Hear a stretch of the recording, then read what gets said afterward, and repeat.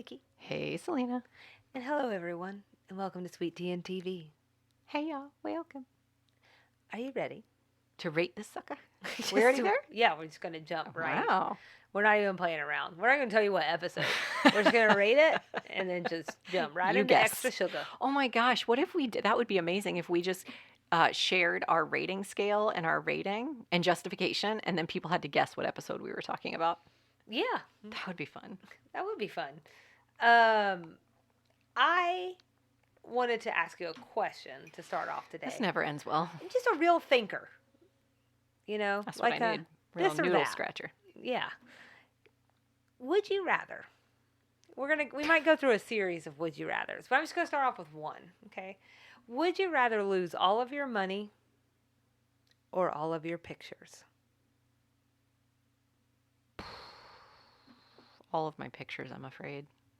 Same. Yeah. I mean, I got them right up here. But I really need that cash to pay the mortgage. Yeah, I gotta go with pictures. I can lose those. Yeah. That's it. I mean, I don't want to lose them. Yeah. I'm going to tell you, I thought that you might be in a little bit more of a churn over it than that. Because, like, you know, your mom, children. Can I tell you something maybe sad or horrible?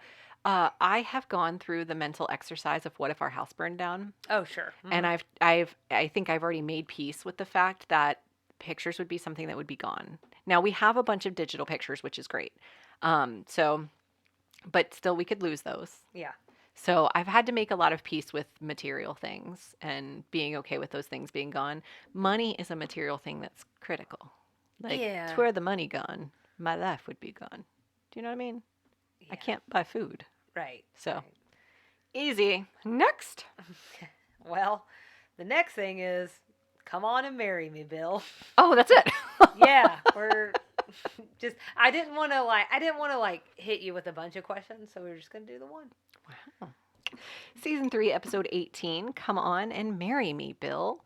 The show. So we got another Selena description here. I see. Was this the one you were really unhappy with? I can't remember. So Selena says, the Sugar Baker's ladies are in a frenzy as they happily prepare for Charlene's wedding. But Bill's stag party throws some dangerous curves that could sabotage the elegant plans. I think I just left Selena's description in there from the last one. I don't think Oh. that's mine. That doesn't even sound like me. Stag party. I was like, that's a weird word choice for you. Yeah. Okay. So this week's episode description was what I just read. Oops. It's one of them, though. Probably Hulu. I don't know. Air date April 10th, 1989. We're calling this one Menage a Trois Marriage. You say that like somebody who speaks French. What was my French teacher's name? She should be so proud that I can say Menage a Trois. I know, but like, was it Miss Menage a Trois? So in an exciting and dramatic twist, Charlene's madam friend Monette returns for this one. But, well, this is where there's no good transition. Sadly, the actor who played her, Bobby Faye Ferguson, passed in June. She was 78. And you got a little something about her coming up later? I do. We'll Selena's sidebar about her and talk a little bit about her life and some of her achievements. Okay. So this episode was written by LBT and again directed by David Trainer. So let's get into it. This is a big episode. General reaction, stray observations. Do we need to talk about the This Is Your Life show they put on at her bachelorette party? Oh, yeah. Sure. You have a strong opinion? Oh, did you not have any thoughts about that specifically? I thought that whole scene was a little cringy. Yeah. And yeah. I had read on, I don't think it's in my notes, I had read on designingwomen.com that this episode in particular gives fans like the warm fuzzies. And that scene in particular, I think it said, really sits with people. And it really gave me the heebie-jeebies. It was just weird. Yeah. So the stories that, like, you know, they were masking who was there and, like, telling these stories behind this bed sheet or whatever. And these did not hit great for me. I couldn't tell if some of the jokes, because everybody's like, you know, like the real dramatic laughter.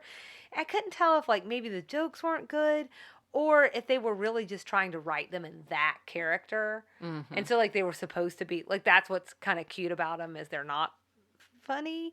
I wasn't sure. And then I had an unanswerable question about this bit, which is, are some of these tidbits from LBT's life? Like, there were people telling stories about her back in Missouri, and I was just wondering. We don't really know, but it's possible. Yeah. Some other things that I thought. Can I say one more thing about that scene? Please. It's related to that. I looked into it, and I was, again, my brain working because I'm scrolling through my notes. I looked into it to see if any of LBT's family or like her husband's family were like part of that scene, because, and I mean this with all the love in the world, some of those people did not seem like actors. So the very first story that was told, that person was not a trained actor, in my opinion. And so I was curious if that was family, and I was not successful in finding out. But I have read in a few places that they are notorious for dropping family into episodes. So I would be shocked and appalled if someone told me no one in that room was relation. Well, and then I just rather know like that was a real story about LBT, and like I think that would make It's it more like charming. a warm and fuzzy, Yeah. charming kind of thing. Actually, all of my general reactions are about that. Oh, okay. That's it. Wow. It must have really stayed with me. Must have. So I can see how fans, like really, really big fans of the show, are like excited about some parts of it. So I did love Suzanne, Bernice, Mary Jo, and Julia lip syncing to Wedding Bell Blues. Now this also was prominently featured in Gilmore Girls in the episode where Richard and Emily renew their vows. Do you remember what song they sang? Bill, I love you so. They were lip I syncing. always will. Julia goes on to sing another song. She's also lip syncing. Not in that next one, I don't think. Oh, you think so? It looked really rigged. I bet you they recorded her. Yes, for sure. Okay. That I can't. It's hard for me to watch. I see. I think sometimes I never know if I'm getting like a delay. And Like, there was a weird... Not a delay, because it's not live. I don't know if you know this or not, but it's not 1989. It's not Yeah. That part of them singing My Buddy that Julia was singing at the piano, I didn't like that song. I loved it so much. You love that song so much. I loved it so much. Did you really? Yes. The lines, the words were so sweet. The concept of my buddy, like not my... I love the song. I don't like the word buddy. Oh, see, I love it so much. It's so endearing and so Do you like... call any of your friends buddy? It's of a different time. Yeah. I see that. It felt very nostalgic. It felt very... And the lyrics were so sweet. I really loved that. So some of it was getting me in my feels, but that song just, I don't know. It Didn't do it That was for another you. one that didn't hit well for me. I also was like thinking about this idea where, except for in very special circumstances, having to sit there and look your friend dead in the eyes while they sing you a full song. It's weird. Okay, this is what I'm saying. And I think that was what was uncomfortable for me, even more so than the song, is like, I mean, I know. I've sang to a friend before, and holding that eye contact the whole time. Holding eye contact for a long time anyway is just weird, but also doing it with the song, that's just another level. Julia has this thing though where she performs at a lot of their parties, and like we've talked before about Dixie Carter's Dixie inclination. So I feel like I feel comfortable saying this, that no one's going to be offended. None of my friends are performers, so if they were singing to me for an extended period of time, I'm not sure it would be the most enjoyable experience. Oh, Yeah. I think there are a couple who have beautiful voices, and maybe it wouldn't be so bad, but it's not in their character. So, like, if I was used to my friends singing singing at like parties and stuff, I'd almost be offended if she didn't sing me a song. Doesn't that feel like of another era? Time? Yeah, I mean that like I think we talked about that when we talked about Dixie Carter's proclivities for laying on the piano. No, we made that part up. No, that's true. That's true. Okay, she would like lay Wait. out on the piano. I think that's true. She definitely would come to the top of the banister. Yes. And she'd be like fashionably 15 minutes late. And she's Yes. like, "Oh, are y'all waiting for me?" Yep. Which I love because like she is dramatic on the show, but not in that way. Yeah. That's in a really showy way. Yeah. And I would have just loved to have been on a fly on the wall for that, or even a guest. I don't have to necessarily be a fly on the wall. That's how I like to attend parties. I had one more thought about this, which was that this was all very G for a bachelorette party. No. Charlene. Yeah, so, well, yes and no, because I don't know that she's that G, but her family is very Baptist. And Mm-hmm. so since there were a lot of family in attendance, I get it. But my point in this is don't underestimate women. They get wild. Yeah, for sure. The only people I know who get more wild, Are the girls? I was going to say moms. Oh. On that first excursion out, after Oh, y'all been holed up in the house a long time, oh, you yeah. wild. You wild. Oh, yeah, can be true. You haven't necessarily been able to drink a lot, Yeah. so the sauce It hits hits you real hard. fast. That's the only wilder group. Fresh new That's true. moms. That's a good point.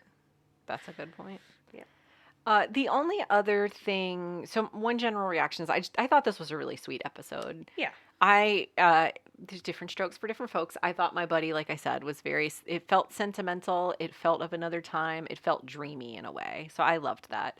I will say I'm shocked this was just one episode, part one. That they didn't do the bachelorette part. Yeah, so it wasn't split over 2 episodes or split over a season, honestly, or a season ender or something. Mm-hmm. It just feels like these days, even in a sitcom, a wedding just traditionally gets a 2-parter. Yeah.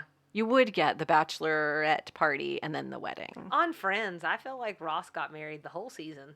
When he got married to Emily. To Emily. Good Lord. Yeah. That whole, season 4 or something? I mean, we just spent the whole time on that wedding. So, Emily really sticks with you like toilet paper on your shoe.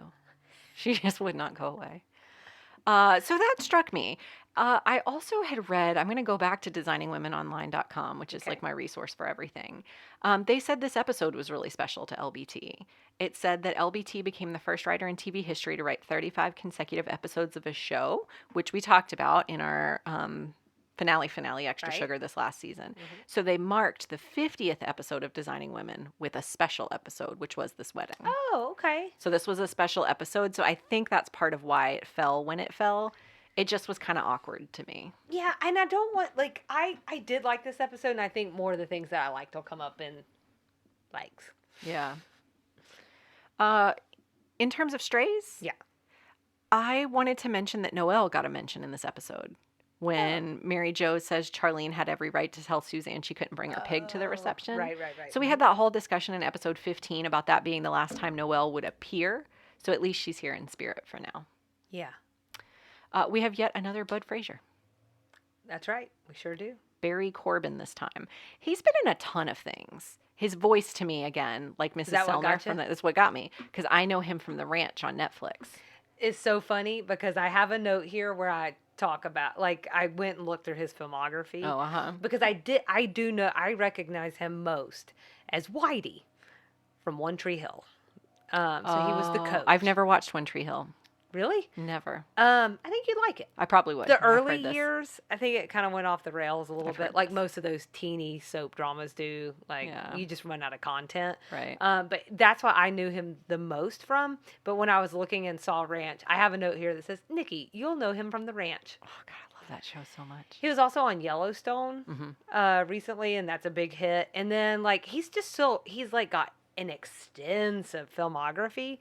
And actually, he's about to be in a highly anticipated Scorsese movie. So, that's good to hear. Good for him. In The Ranch, he has hearing aids, and they're pretty visible. I don't know if that was part of his character or if that was just part of him getting. And he looks very different than he does in this episode. It's the aging and whatnot, but he looks like he's aged a lot. And so I honestly was a little worried. Well, that's what 40 years will do to you, right? Especially since he's already playing like a dad.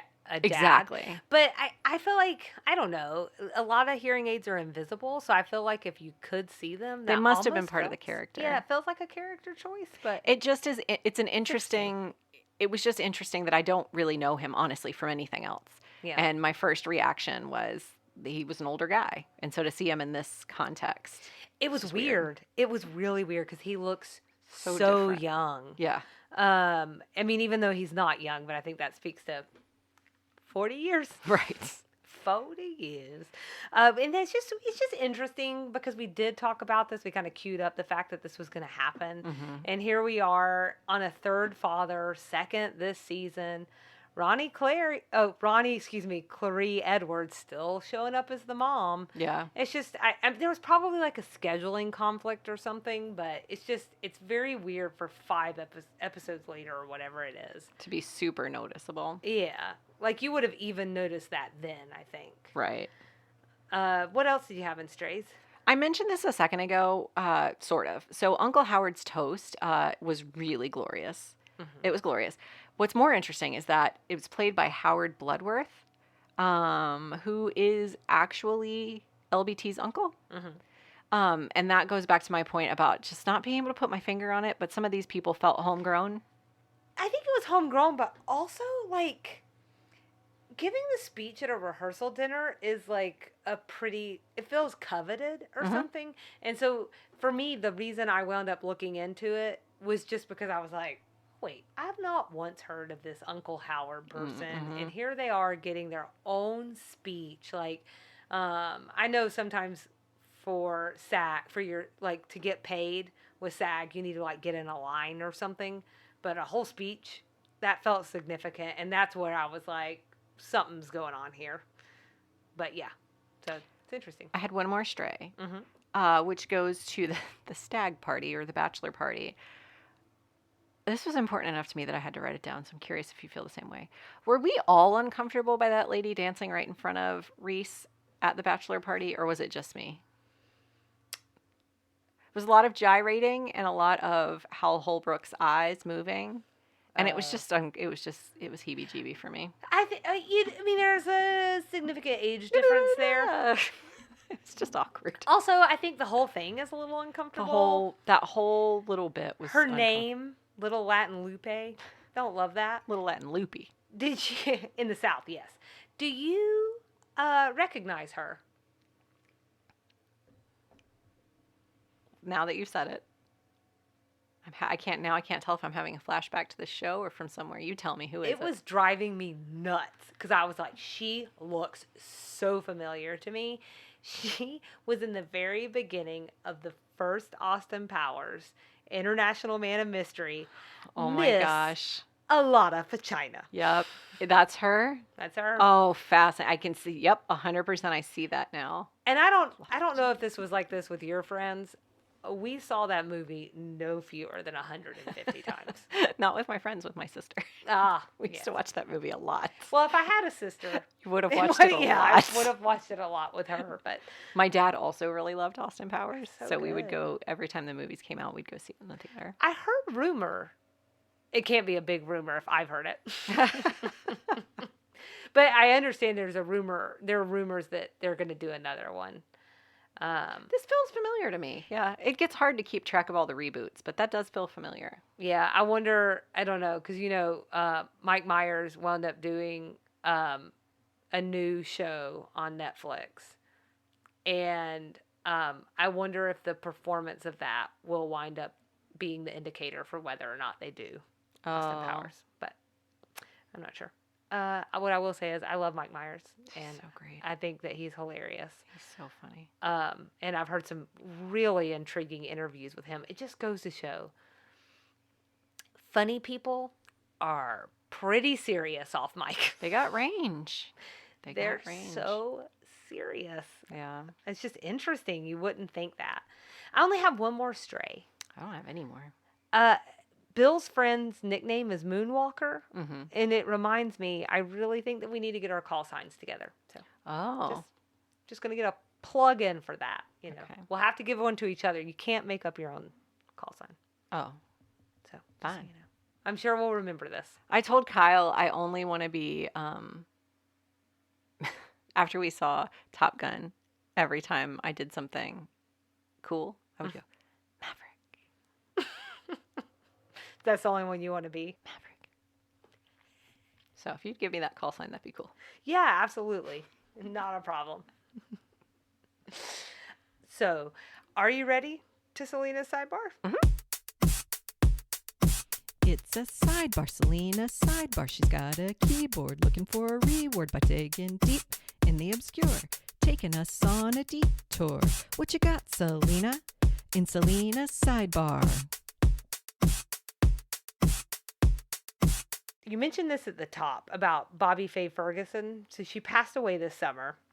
And given her connection to the show, I thought it would be nice to celebrate her by talking just a little bit about her life and her achievements. Does that sound okay with you? That sounds great. I mean, can you imagine the world where you were like, no? I would rather we not honor someone who's dead. You probably could have guessed this from the name, but Bobby Faye was a Southern person. She was born in Memphis, and she grew up in Eudora, Arkansas. Oh. Oh, the connections there are coming. Yeah. She later graduated from the University of Arkansas with a degree in speech and communications. Circling around 2 degrees in this room. Getting pretty close.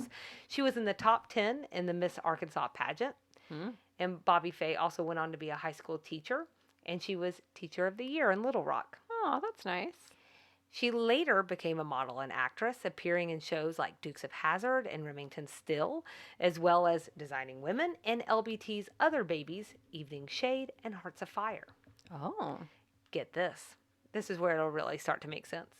She was a Clinton appointee and started NASA's multimedia program in D.C., later worked for the Department of Homeland Security in L.A., and in this capacity, she winds up being a consultant on a few movies and for a TV series. So I thought that was interesting. I never would have thought that I would have seen, I don't know, I just don't think that someone's going to be an actor also is like, I think I'll do a stint at NASA. They got range. You can do anything you want. It's true. Also wanted to say acting runs in the family. Uh-huh. Her son is J.R. Ferguson. He's been in a ton of stuff. You'll know him if you see him. Most recently on the Connors as Darlene's love interest, Ben. I know him as Stan Rizzo on Mad Men. Nikki is going to be Googling over there. By all accounts, Bobby Faye was quite a human, and I just wanted to say that learning more about her really made me enjoy her performance both here and in season 1 all the more. And while you're Googling over there, Nikki. I found it. Okay. You recognize him? I do. Okay. Speaking of things that we like, what did you like about this episode, Nikki? Oh, we that was such a smooth transition. I wasn't prepared for that transition. Oh, I'm so sorry. I have the one. Just the general like that it was a wedding episode full of romance and hijinks. What's not to love? That's true. I liked Bernice's very appropriate speech at the rehearsal dinner. Oh, God, yes. You know, I didn't mention that earlier. When I talked about Uncle Howard's toast, the flip of that was that Bernice's was so good. She is the best. She gets up on like a table or an ottoman or something, and she just lets it rip. Oh, my God. And everybody just lets her go for a little while. Well, and Mary Jo calling it her very appropriate speech, Yes, yeah. that to me also just Very felt very appropriate. Southern. Thank you, that's very appropriate. Go ahead and sit down and never talk again. They said that Suzanne drew the short straw to watch her that night, but I just really feel like Bernice is someone that needs maybe more of an Anthony on her, you know? And you can't afford to risk a night like that on Suzanne. Yeah, that was maybe not the best call. I would have taken Suzanne out of the running on that one. Also, you can't put baby in a corner. I'm going to have to rewatch her speech a couple of times because it was very funny. Yeah, it was good. I enjoyed the bachelor party shenanigans the most. I don't know. Reese being there, not the gyrations in front of his face. That's so awkward. But just like him being in the mix for this one. And like saying things like, no, Julia would not approve of this at all. Yeah. Like he had like a little good one-liners in between him and Anthony, especially. But you're really a Renaissance man, aren't you, Anthony? Loved it. Bill and the dancer getting handcuffed together. Anthony to the rescue, knowing how to speak Spanish, and they were Menage a Trois handcuffs. Of course, he knows this as well. Charlene and Julia busting them both. Lupe cuffing Charlene, too, culminating with all three of them being together as Charlene attempts to get ready. I mean, just like when it shows her getting ready and it pulls back and they're both like so haggard. Sad. That was so sad. It is, but it's just good sitcom stuff. It was really funny. Monette having a set of keys in her purse because that's what sex workers do. That was great. I'm here for it. I She liked saved it. the day. She saved the day yet again. Yeah. And I actually really just like the whole wedding sequence at the end. You know, we get to see everyone in the crowd, and I thought that was nice. It was like her brother was there, Odell, was back in the Oh, crowd. Like, we just pulled in a lot of people. I mean, it makes sense, right? But that's still a big production to bring all of those people in. She had mentioned Odell was at the bachelor party, so Uh-huh. I had to look it up to make sure, He because was you don't get a asleep on the good coffee table. I you don't think. get a good view of him. But we spent some time talking about him in the Odell episode, so I wanted to make sure it was the same guy and they weren't trying to pull a fast one on us like they were with Papa Frazier. It was Right. the same guy. Right. So I like that aspect of it. Their wedding attire. Lots of hats. And like even Lupe being in the crowd. Oh yeah, They she were got friends. invited. Yeah. I even teared up a little bit. So, Aw. see, I liked it. I liked it. What about what we didn't like?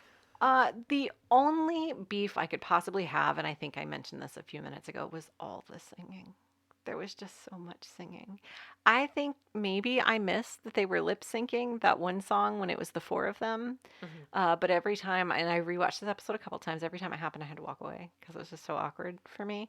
And the My Buddy, I could listen to that, although I think Annie Potts' character, and I also thought maybe they were lip syncing that too because she had sort of like a clownish kind of voice thing happening. Like we had one episode where she sang and it was at a Christmas party or something, and it was kind of a funny Muppety sort of sounding voice. That's what it sounded like here. And it just sounded pretend or something. It sounded something. It's like, I think we said this then, and this would be the way I would talk about it. It's like another era style of singing. It's like 30s Yeah. or 40s, and it reminds me of Snow White. Okay. Okay. I can get on board with that. Wishing in the wishing well. It Like was- I'm not. Annie Potts sounds better than what I just did, but I'm talking about this. It's just like Got a it. very interesting. Do you want me to look you dead in the eye? And sing My Buddy for 3.5 minutes. Buddy. That was my only beef. I'm I just gargling and singing all at once. every time they sing on this show, it's really hard for me to watch. There's so much lip syncing. Yeah. I just can't watch it. That's understandable. My only thing was, and I was on the fence about, was the bachelorette party. I think I just wanted a little bit more from that. I wanted them to let their 80s teased hair down, and I wanted them to run the town. I wanted them to paint it red. And we got a really G-rated bachelorette party, and I just wanted more for Charlene. You know? You ready to rate the sucker? I'm ready. What you got? This Little Light of Mine wedding performances. Okay. I gave it a 5 out of 5. That's very nice. I didn't really have much against this episode. I thought it was nice. I agree. I give it a 4.8 out of 5. Respectable. Keyless cuffs. Mm-hmm. Gotta get some of those keyless cuffs, guys. And a saw. Well, just in case. But it was fun, sweet, easy breezy, with enough drama to keep me interested. And it wasn't serious drama that's like upsetting. Right. And we got to see our girl get married to someone she loves. What's not to love? What's not to love? Who won the episode and who butted all biscuits? I mean, Monette, right? She freed him from the handcuffs. Bam. Stole the words right out of your mouth. Yeah, basically. I did say someone get that gal a better job than taking care of the guest book. Sheesh. Yeah. She needed an upgrade, I think. She did. She was part of the house party and not the bridal party. Yeah. Flashback to last week's section. It was a goodie. Who lost the episode and served us lumpy gravy? So I want to be all girl power and whatnot. But I'm a little cheesed off at Little Latin Loopy. Oh, okay. Why would she not have the key to those handcuffs? It's her boyfriend's fault. That is just not responsible stripping. Yeah, I mean, but it was her boyfriend's fault, wasn't it? No, I think she left her purse in his car or My something. thing is, why was the solution to Bill and Charlene arguing that she threw the handcuffs on Charlene too? Like, this is just, I mean, I get it. She's tired. She's so tired. I think she just wanted to be extra clear. Like, I don't want to get between you guys. This is not about that. This is a total misunderstanding. And the best way for me to not get in between you guys is to Be attached to literally you. get in between you guys. Yeah, well. The best laid plans and all of that. I went with all of Charlene's exes because she's off the market now, which I'm pretty sure I've used before. Oh. In some episode, somewhere, somehow. But hey, she's a catch, so if I have She used is. it before, it's worth doing it twice. It's true. 80s things? They mentioned Animal House, and this is only an 80s thing because we don't have a 70s thing. But Animal House was a National Lampoon's film from the late 70s, written by, among others, Harold Ramis of Ghostbusters fame. I also noticed he directed an episode of The Office that I watched yesterday. I think it's a few. Probably. I just happened to notice it. You should listen to The Office Ladies, and they talk about him, and he just sounds like the most wonderful human being. Mm-hmm. I just love him so much, which is weird because I don't know him. Also, he's passed, but yeah, he just seems wonderful. So anyone who doesn't know, Animal House was the reason most people know John Belushi. Yes. It's about a fraternity, and it's a little off color, so that's why Suzanne referenced it in reference to the bachelor party, maybe. Yeah, I think so. So that was my only 80s thing. I've never seen it. I think I've seen bits and pieces of it, but I don't remember. Yeah, like clips. I think I've sat down and watched it, but it's like one of those things that It's I just like sort of. Caddyshack. Yeah, I don't know. definitely I've good. definitely watched Caddyshack like that, sort of Yeah. in and out. Yeah. Yeah, I'm good. I don't know. It's just not that funny to me.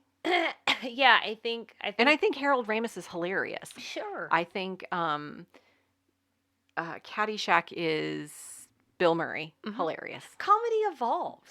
So I think it could have been very hilarious at that time. Well, I also think it's context. Like, yeah.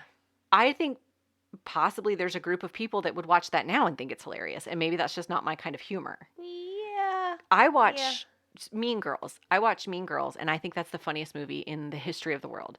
Kyle watched it with me recently, and with the exception of a couple of lines, he didn't laugh at all. Yeah. He just didn't see the humor. So, Yeah. I think I do find, but like I feel like Mean Girls is a little bit more modern. I think even someone who enjoyed Caddyshack a long time ago, I think if they were just really laughing it up, I think it would be nostalgia more than it just being like still that funny today. And again, I do really think that's because comedy evolves so much, and I think Tina Fey is just such a force. yeah. That the things that some stuff doesn't age as badly. Yeah. I mean, Caddyshack, classic. Go check it out. I don't want to crap on really, really, really what are inarguably great movies. So mine was Everything at the Wedding, 80s. Yeah. I mean, Charlene's dress, just the whole bit. I mean, it was beautiful, but it was just 1989. Yeah. You know, the decorations, everything. The shenanigans for this one actually feel very of this era. Oh no, we're handcuffed together. Oh no, no one has a key. Oh no. You know, I just feel Highway like State Patrol had to stop the boyfriend on his way to Shreveport versus just calling a cell phone. Right. I just feel like also the handcuff thing was, I didn't have time to look into it, but I just feel like that was a really big story, like plot device at the time. I feel like I have seen people get, oh no, we were handcuffed together, probably in like 12 comedies from that time. So, Southern things? Ozark Beauty College. This was mentioned by Charlene's sister during the bachelorette party. I didn't do a deep dive, but I did Google it, and it seems legit. It seems like that's an actual cosmetology school. There was a reference to the guy who played Floyd on Mayberry RFD. Another one. In Shreveport, Louisiana, which is where Lupe was moving. Okay. Oh, that was good to put that in Southern. I'm like, we just had Floyd in one. That's because that was in my references we need to talk about. Oh. So I had no Southern things, which I knew was wrong. There weren't a lot of references in this episode. There just wasn't a lot of maybe space for that. Yeah. So you already mentioned Floyd. My other references we need to talk about is the Missouri Waltz. This is the official state song and has been since June 30th, 1949. I think it wasn't even written by anyone in Missouri. It was like written by someone in Maine or something. Cut lines? There was a bit cut from the opening scene, carrying on from the conversation about Noelle not being allowed to the reception. Suzanne says, Mary Jo, I guess I'll be picking you up for the wedding since I don't have anybody to take. Charlene says, what did I tell you? She's mad about that pig. Oh, Charlene, don't be ridiculous. If you don't want Noelle to come to your reception, that's your right. I just think Mr. Garfinkel's going to be a little disappointed. Who's Mr. Garfinkel? My shoemaker. I mean, he just about knocked himself out designing those little pig pumps. So when's the big bus from Hee Haw getting here? Suzanne, if you're referring to my family, they're coming in a 9-car caravan because the plane fare would have cost over $1 million. I'm going to tell them you said that. Oh, lighten up. I bet they would have enjoyed meeting my pig. And then after the cuffs came off, you just mentioned that Lupe was in the audience. After the cuffs came off, Charlene invited her to the wedding. And that was cut. That's our Charlene. So, next episode, we are rounding home plate. Episode 19, The Women of Atlanta. It's my mom's favorite episode. Is that some foreshadowing? Ooh. We'd love everyone to follow along with us and engage. Instagram and Facebook at Sweet Tea and TV. Email sweetteatvpod@gmail.com, and our website is sweetteatv.com. We have lots of ways you can support the show. You can tell your family and friends about us. You can rate and or review the podcast wherever you listen. And there are additional ways available on the website from our Support Us page. And hang tight for extra sugar. This week we're talking about bachelorette parties. So grab your beer funnel and your obligatory penis-shaped party favor. We're about to get wild. Girls gone wild. Not girls gone wild. Oopsies. Sorry. Nikki, put your top on. Woo! And you know what that means. What does it mean, Selena? It means we'll see you around the bend. Bye.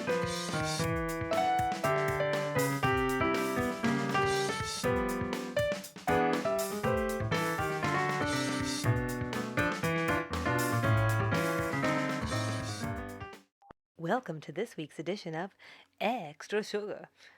So, Charlene's bachelorette party got us, we interested in the general tradition. So today, we're going to talk a little bit about the history of bachelorette parties, top bachelorette, that's a really hard word to say twice in a row, batch party destinations in the South, and then I thought we'd close out by talking about some memories. It could be our bachelorette party, or it could be someone else's bachelorette party. I thought what happened in Vegas stayed in Vegas. Well, be careful. Don't break girl code. Yeah, just... I signed some NDAs. Well, then you'll have to tell other stories. Also, do you know what bachelorette parties are called in like the UK and Ireland? Stagette parties? Hen parties? Hen parties. I did know that, actually. I don't like it. Oh. They're just clucking. You know, women just...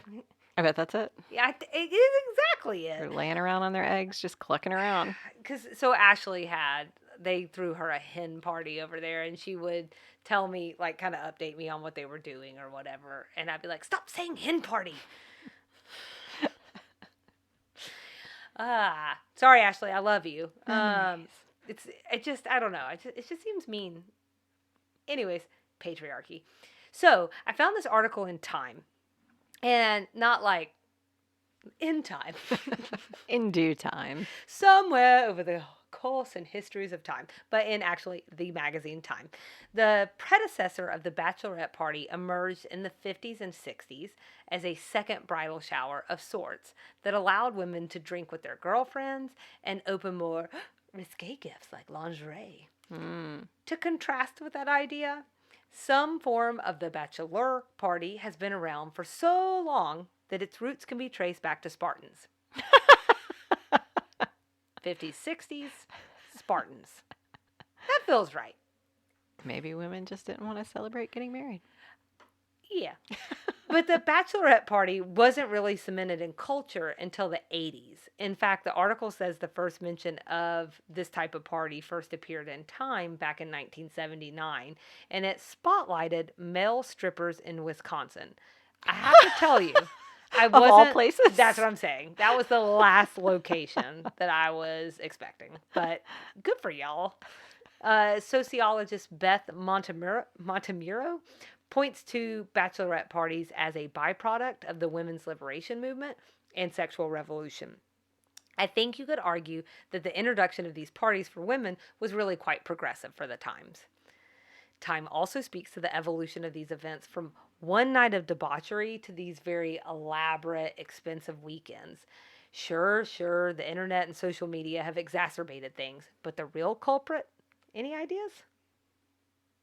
The male stripper industry. the male stripper industrial complex.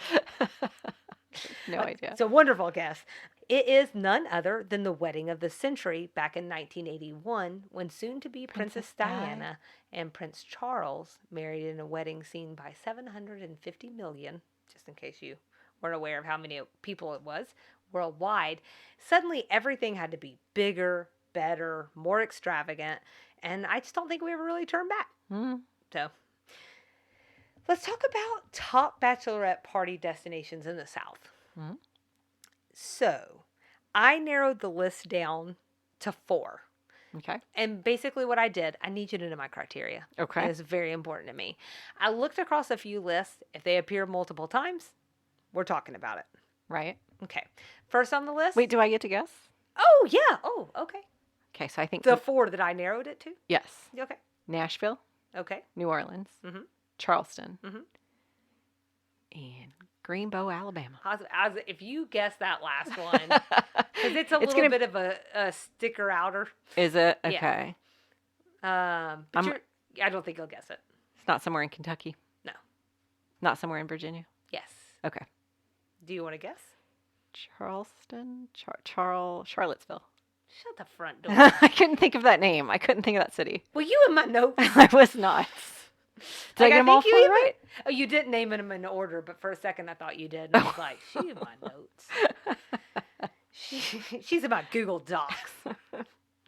So we'll start with New Orleans, your favorite city. And I have to tell you, after I was reading more about it, and you have talked to me for years about like how great it is there. Yeah. And I think it's just hard for me to not get Bourbon Street out of my head. Like, yes. That is just one part. And now, like, I really want to go after looking into this segment. Yeah. But it's arguably the most obvious choice. And because of Bourbon Street, it's the most obvious choice for celebrating. What can I say? In the Bible Belt, we get really excited when we can drink legally in the streets. I love debauchery. That's right. I love open container laws. That's right. So, there are other creative ways, though, to spend your time, like I was just alluding to. You don't have to be, you can be on Bourbon Street the whole time, but there's other stuff. There's a voodoo museum, swamp tours, ghost tours, live jazz. What? I was imagining a bunch of bachelorettes on a swamp tour. Just like the fans blowing in the back, and they're all got their so bikinis funny to me. on. Hey, it's all stripes, something for everybody. So, but also like there's gumbo and beignets, which you'll want to eat in your bikini. And I mean, I'm ready to go right now. I feel like it's also very aesthetic and very Instagrammable, which is what I feel like bachelorette parties have become. Yeah, I'm like, hold on, I got to put something on Instagram, but also I just can't stand that culture. Not having been to a bachelorette party in like lots of years at this point. Like it's probably been at least 5 years. No, it's been longer than that. At least 7 years that I've been to a bachelorette party. So I don't know how much to like how relevant my perspective is on it, but on social media I just see bachelorette parties and they're just very aesthetic. All of these places are. Yes. And that's part of what's going to play criteria. into this. Charleston. Well, do you have any questions for me? Just know you can stop me anytime. What would I answer? I haven't even been to New Orleans. You'd be like, yes, where can I get the best beignets? I think I'm all set. I'd be like, well, you tell me. Probably not Cafe du Monde, but it is the most Instagrammable beignet stop, I feel like. Yeah. It's Just so classic, you know. right? Also ran by a female chef, I think. Charleston. Yes. This is a great pick because Charleston kind of has it all. It's one of my favorite cities. It's certainly maybe my favorite city in all of the South. You got great food. You got nightlife on King Street. I want to be very clear. I'm old. And even when I wasn't old, I had become old. So the nightlife doesn't mean as much to me, but it's there. There's also Folly Beach nearby. So if you just need to get in that bikini, you absolutely can. There's great shopping. I think a lot of people would probably point you back to King Street for shopping. That is definitely where your upscale Pradas and stuff are. I actually prefer historic Charleston City Market. It's an open air market with lots of unique finds. And it also has a Callie's Hot Little Biscuit at the end. So The historic district is also full of a lot of really cool architecture. I mean, that has to be one of my favorite parts about there, which firmly puts me in my late 30s, guys. I realize most bachelorettes aren't probably like, ooh, I want to see this architecture, but maybe. I bet they walk drunkenly down the cobblestone streets wondering about the architecture. But it is that aesthetic. Uh-huh. So Rainbow Row or like the Pineapple Fountain, all of those things. I mean, are if you're just going really to pass pretty out somewhere, you might as well pass out there. on the Pineapple Fountain. Sure. Yeah. So it's just like a balloon letting out air. Nashville. I love Nashville. This was actually top of mind for me because when we were actually sort of planning out the season, Nashville was the first place I thought of when we were talking about doing this segment, because in my mind, I would say for the last at least 5 years, this has been the place I hear everybody saying that they're going for a bachelorette party. I was pretty sure I'd seen it as like kind of like the Vegas of the South or something. But I didn't find any articles that were really saying that. It was in a lot of lists, but just as one more thing on the list, which surprised me a little bit. I expected to see some more fanfare, but when it does come to bachelorette parties, the Music City hits all the right notes. Oh, no. Oh, no. Someone will love it. My mom will love it. Thanks, Mom. But what they're really known for is live music. So it's everywhere, especially on Lower Broad, or AKA Honky Tonk Highway. Mm-hmm. Bar hopping is also something that you can accomplish on Honky Tonk Highway. You can tour the nearby Jack Daniel's distillery. You can get a ride to the distillery and back from the distillery, and everyone can remain safe. So I feel like Uber is very popular in Nashville. I would think so. I'm guessing Jack Daniel's has so much money. They may not need the Uber to do that. We did New Year's Eve in Nashville one year, and Jack Daniel's was the sponsor. And they had all through Broadway, they had setups where you could grab a shot or a mixed drink everywhere you turn. Smart. Also, one of the Southern billionaire families, the Browns. Oh, that's right. Mm. The last thing on the list for Nashville, good eating. Mm. You know, you've got the Gulch, the Sobro neighborhoods, and then the Spice. You're in the home of hot chicken.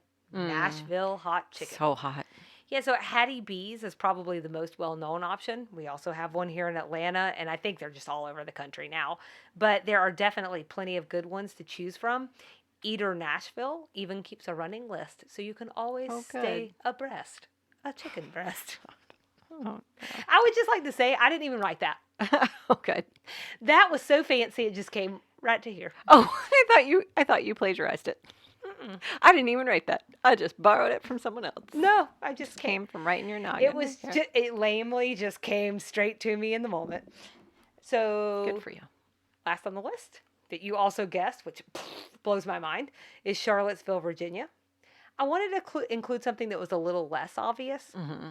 And this one, I wouldn't have probably included it, but just kept popping up. So here we are. Sorry, Charlottesville. Not that there's anything. I don't know. Like I said, it's not the typical choice. I am missing something about Charlottesville, because I've heard a lot of conversation about it recently, and everybody loves it. It sounds like it's a really cute town. I've never been there. So for this one, I would say that this is for your wine-loving bachelorette party. There's the Monticello Wine Trail that offers top-rate wineries with tourable, tasteable vineyards. And the wedding wire suggests that Keswick, Barbersville, and Horton Vineyards, as well as Pippin Hill Farm and Vineyards, are all good spots. Your backdrop, the Blue Ridge Mountains. So it's not only beautiful to look at, but fun to play in with all your outdoorsy activities, potentially on deck if that's what you want to do. Or you could just go drink. I don't care about the backdrop. You can just care about the bottle. Don't hike and drink. It's just a little safety tip from us to you. Or do if you want to. I mean, I guess you can, but it really feels like a bad idea. I feel like you're being really judgmental right now, Selena. I just don't want you to die. It doesn't feel safe. No. So Main Street, I wonder, is what you're hearing about a lot, possibly.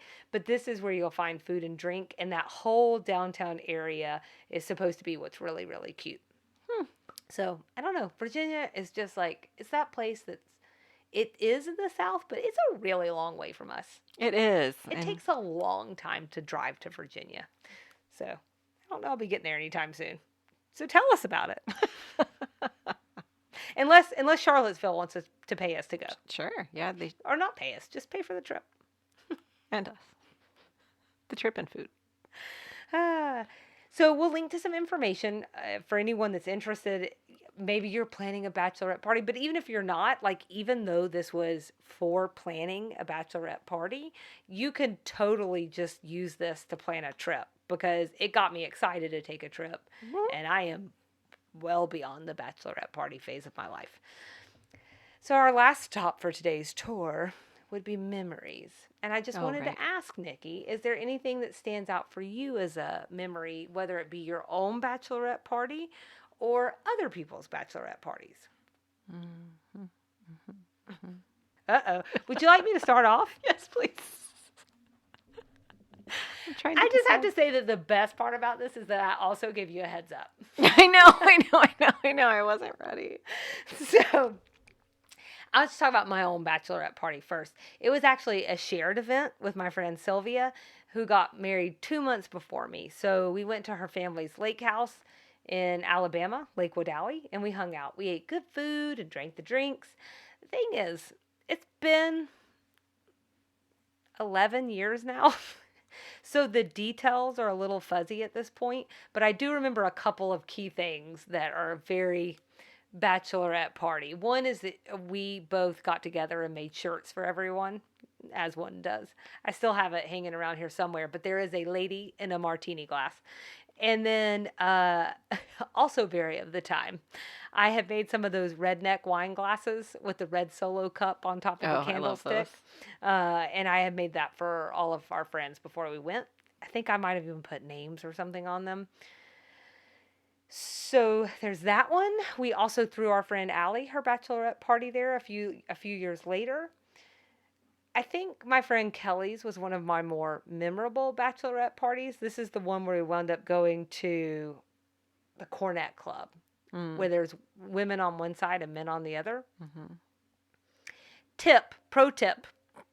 Oh, what's it gonna be? What kind of tip? It's not gonna be what you think it's gonna be. Oh. What it's gonna be is, if you go to a strip club, I rarely just say this as like, just go ahead and do this proactively, but be drunk. Because being sober at a strip club is the pits, and I will never do it again. Sorry, this isn't to poo-poo on my friend's bachelorette party. That one was on me. No, but I will say that for me, as a female, there was nothing sexy about a man throwing his penis, trying to throw it over my shoulder. I definitely, it's just very aggressive. I feel like a little bit forward. Can we know names first? What do you call him? So it was a male stripper, but I thought this was a patron. I missed the male female.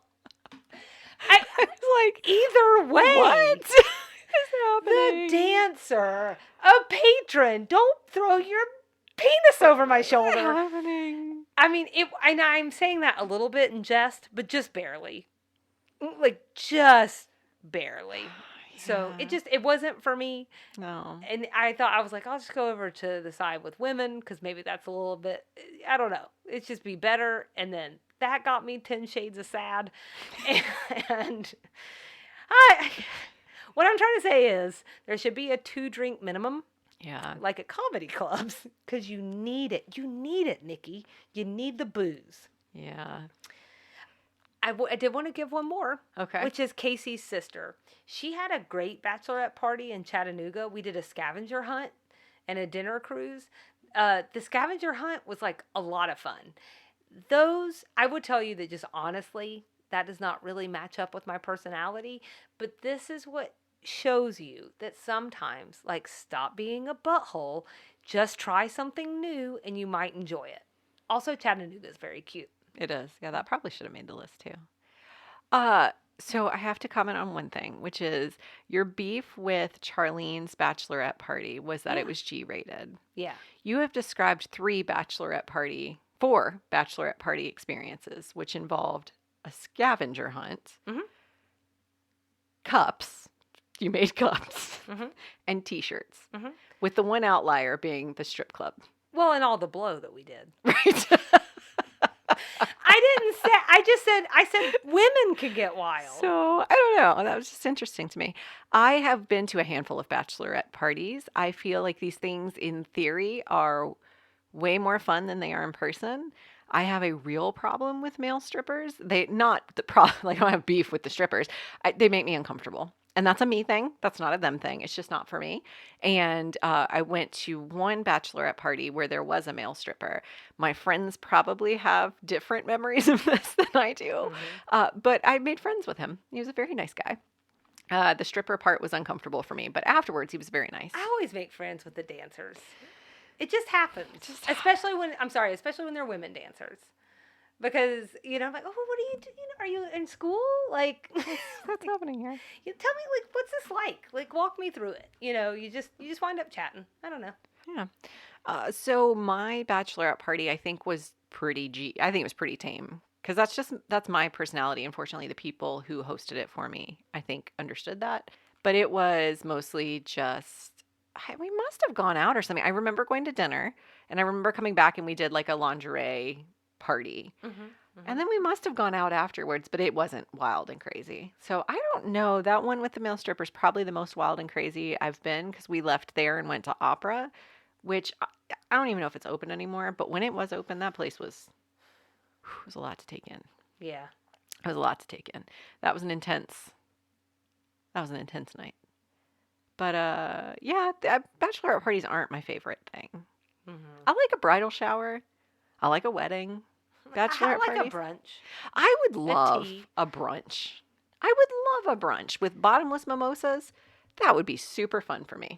So that's the other thing. Like, I've had plenty of wild nights. They didn't always wind up being on bachelorette party nights. I don't know what to tell you. That's just like, but that actually, I'm glad you said that, because what I would actually say when it comes to these parties and when it comes to these memories for me and what really rose to the top, I can take shots and funnel beers. I mean, I don't do that anymore, but I could do that any night. Like, I'm like, in high school, in middle school, no. But like, the thing that was for me is it's like bonding experiences and time with my people. Like, it's with the women who've been an integral part of my life. And so it's like this opportunity to like share in a big milestone in whatever's going on for them. Yeah. And vice versa. And I think that's really what was the most meaningful. I think I think that scavenger hunt sounds super fun. I think a night away with my girlfriends, and we try to do this a couple times a year, to do a night away, and we have one coming up soon, away from the family, away from the husbands, away from the kids, just to be us. And the older we get, the more we can just enjoy us. Like, we don't need all the stuff that comes with it. All the stuff. And I think that's sort of like the evolution of friendship too. Like, I remember it like just being our girlfriends. Now, you have to remember, my friends and I have been friends since some of us were 9, 10, 11. And so this is a very long storied friendship, right? But it was like that time where it was just you, and it wasn't all of this peripheral stuff. And then you get into this period where like suddenly like there always has to be like, we'll just call them love interests around. And you get into this phase where it always has to be partying, or like always has to be like everybody's always got to be stimulated and something fun's got to be going on. And I feel like we're circling back to this phase where we really just want to sit there and talk and like catch up. And what can I say? Like, friendship's a great thing, and if this is one additional way to celebrate that, I'm all about it.